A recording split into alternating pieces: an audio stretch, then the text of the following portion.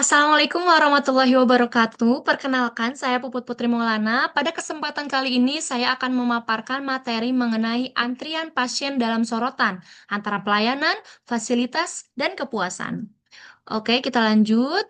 Pembahasan kali ini yang pertama ada pengantar antrian, penyebab dan unsur-unsur antrian, landasan hukum dan fungsi antrian, hubungan pelayanan dan fasilitas terhadap antrian, serta tantangan dan solusi. Nah, ini di sini ada gambar ketika pasien sedang mengantri untuk diobati.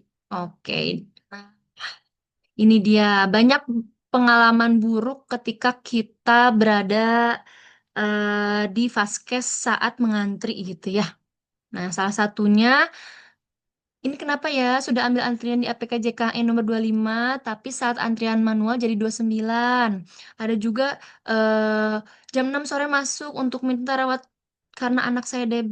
Nah, tapi status pasien umum, bukan BPJS, tapi di IGD-nya sudah 3 jam gitu ya. Nah, ini jam 4 sore sampai jam 9 malam belum beres gitu. Jadi banyak pengalaman-pengalaman yang kurang mengenakan ketika kita mengantri di Vaskes gitu ya. Nah, kenapa? Salah satunya, menunggu ini tuh diterapkan pada sistem antrian yang dilakukan oleh para pasien yang sedang membutuhkan pengobatan gitu ya. Memang pasien-pasien yang datang ke Vaskes itu kan pengen segera diobati karena kesakitan gitu ya. Tapi harus mengantri terlebih dahulu. Sekarang apakah mengantri ini tuh menjadi baik atau menjadi buruk? Ya, kita harus tahu dulu definisi antrian ini sendiri adalah konsep matematis terkait kondisi manusia atau barang ya, bahkan hewan juga ya, yang menunggu giliran untuk dilayani. Sering terjadi ketika permintaan melebihi kapasitas layanan. Penyebabnya apa? Penyebabnya yang pertama ketidakseimbangan. Tidak seimbangnya antara yang akan dilayani yaitu pasien dengan yang memberi pelayanan yaitu dokter gitu ya. Dan juga adanya ketidakmampuan. Ketidakmampuan ini biasanya berasal pada staf-staf yang berada di Vaskes gitu ya. Contohnya kayak ada pegawai baru gitu ya. Pegawai baru yang memang belum mengetahui seluruhnya SOP dari rumah sakit tersebut gitu ya. Bagaimana cara menaikkan pasien dari poliklinik ke rawat inap gitu ya, ataupun bagaimana menerima pasien ketika berada dalam IGD gitu ya, dan lain sebagainya. Dan yang kedua adanya kedatangan pasien. Nah, kedatangan pasien ini pasien datang dalam waktu yang tidak bisa diprediksi, jumlahnya tidak teratur dan tidak dapat langsung dilayani sehingga terjadinya penumpukan pasien ditambah dengan adanya kesibukan sistem gitu ya. Jadi memang kedatangan pasien itu tidak bisa diprediksi, kadang hari ini ramai, kadang besok sepi gitu ya. Oke, selanjutnya unsur-unsur dalam antrian. Yang pertama ada ukuran populasi. Ada dua ya, populasi yang akan dilayani bisa terbatas atau finite. Dan yang kedua, populasi yang tidak terbatas atau infinite. Nah, contohnya kalau finite ya atau terbatas, misalkan pasien BPJS.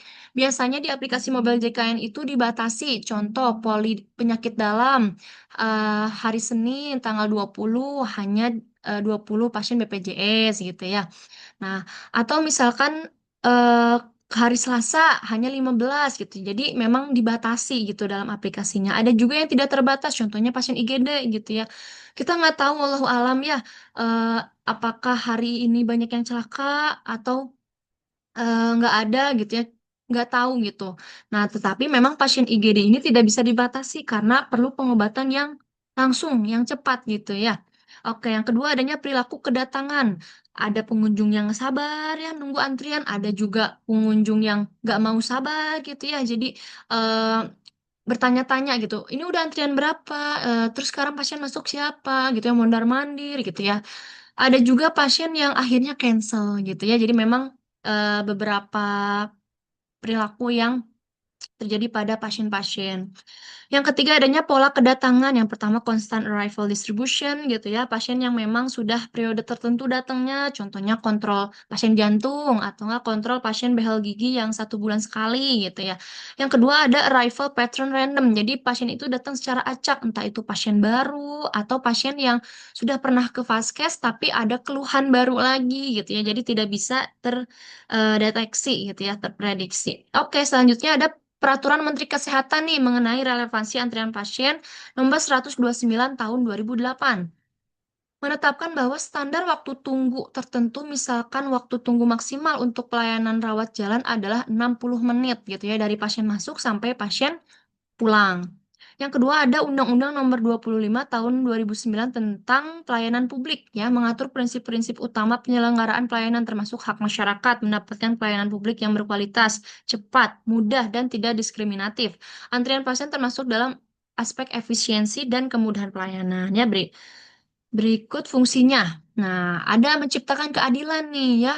Untuk apa? Memastikan bahwa pelayanan ini diberikan secara bergiliran sesuai urutan kedatangan atau urutan booking yang sudah sebelumnya dilakukan gitu ya. Jadi tergantung kebijakan-kebijakan Vaskesnya itu sendiri.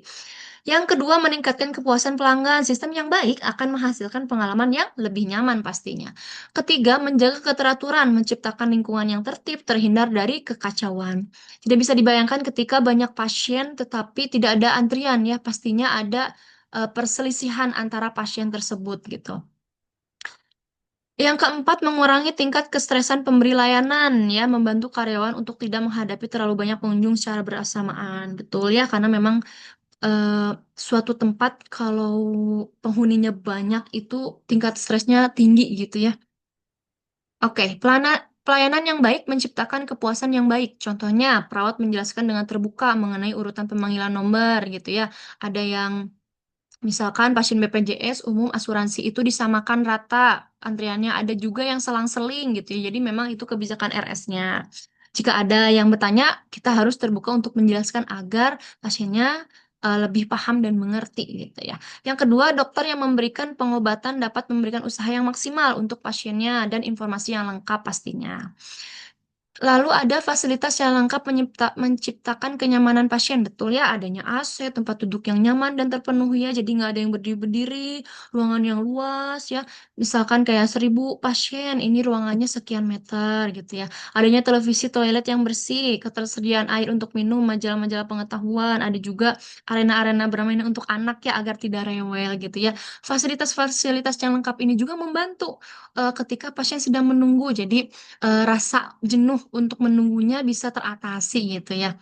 Yang ketiga, kepuasan pasien ini pada era digital sekarang lebih mudah dilihat ya, salah satunya pada rating di Google gitu ya, entah itu rumah sakit, klinik utama, klinik pratama, dan lain sebagainya. Memang kalau misalkan kita mau ke tempat gitu ya yang baru gitu ya, yang baru dikunjungi suka lihat dulu gitu.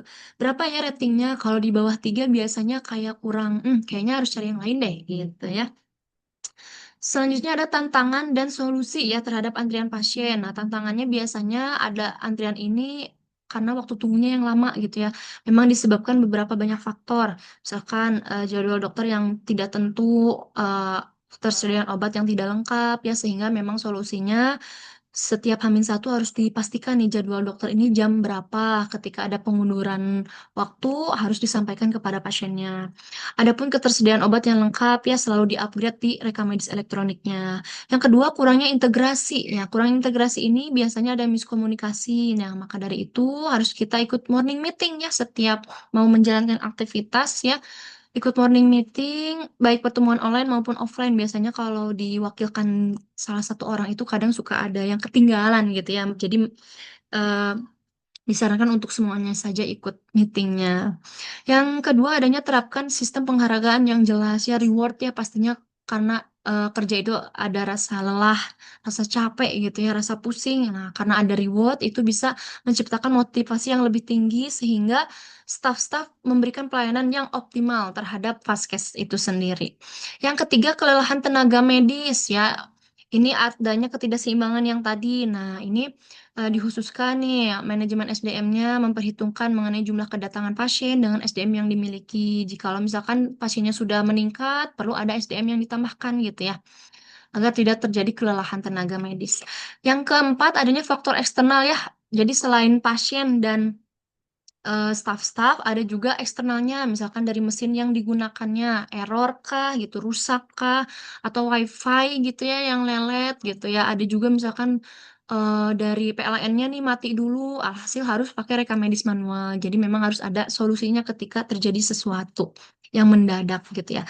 Kesimpulannya, antrian pasien ini bukan hal yang menakutkan ya, tetapi hal yang bermanfaat untuk menjaga ketertiban dalam kehidupan ini. Selagi dapat mengoptimalkan pelayanannya tadi ya, 5S-nya jangan lupa.